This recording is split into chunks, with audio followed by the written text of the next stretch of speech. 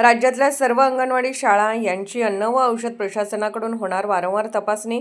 सणासुदीच्या काळात अन्न सुरक्षा सुनिश्चित करण्यासाठी अन्न व औषध प्रशासनाकडून विशेष यंत्रणा उभारण्यात येत असून या संदर्भातील आदेश 1-2 दिवसात जारी करण्यात येईल, अशी माहिती अन्न व औषध प्रशासन आयुक्त तुकाराम मुंढे यांनी प्रसारमाध्यमांना दिली.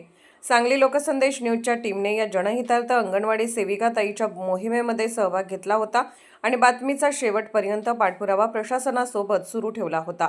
शाळांमधील माध्यम भोजन योजना, अंगणवाडी आणि सेंट्रल किचन यांनाही अन्नसूर्य सेवेच्या तपासणी कक्षेत आणण्यात आले असून त्यांच्याही अन्नाच्या दर्जाची तपासणी सुरू करण्यात येणार असल्याचे त्यांनी सांगितले.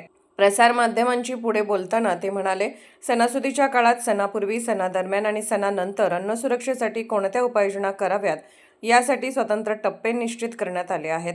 त्यानुसार आदेश लवकरच जारी होणार असल्याचे सांगितले. ते म्हणाले, सणासुदीच्या काळासाठी आम्ही संपूर्ण यंत्रणा उभी करून आहोत. कोणतीही अनुचित घटना घडू नये याची आम्ही काळजी घेत आहोत. हा कोणत्याही एका सणापुरता विषय नाही.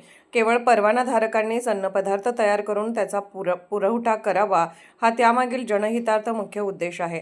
अंगणवाडी आणि शाळांमध्ये अन्नपुरवठा करणाऱ्या सेंट्रल किचनची तपासणी करून नमुने घेण्यात आले असून एका आस्थापनेचा परवाना निलंबित करण्यात आल्याचे तुकाराम मुंढे यांनी सांगितले. या संदर्भात आदेश आता संपूर्ण महाराष्ट्रात जारी करण्यात आला आहे आणि काम सुद्धा सुरू आहे. दर महिन्याला किमान ठराविक नमुने घेण्यात येतील. तसेच अंगणवाडी आणि शाळा यांची वर्षातून वारंवार तपासणी केली जाईल, असेही यावेळी त्यांनी स्पष्ट केले. लोकसंदेश सांगली जिल्हा प्रतिनिधी अभिजित शिंदे यांचा रिपोर्ट. अशाच विशेष घडामोडींसाठी आमच्या YouTube चॅनलला सबस्क्राईब करा, फेसबुक पेजला लाईक करा आणि इन्स्टाला फॉलो करा.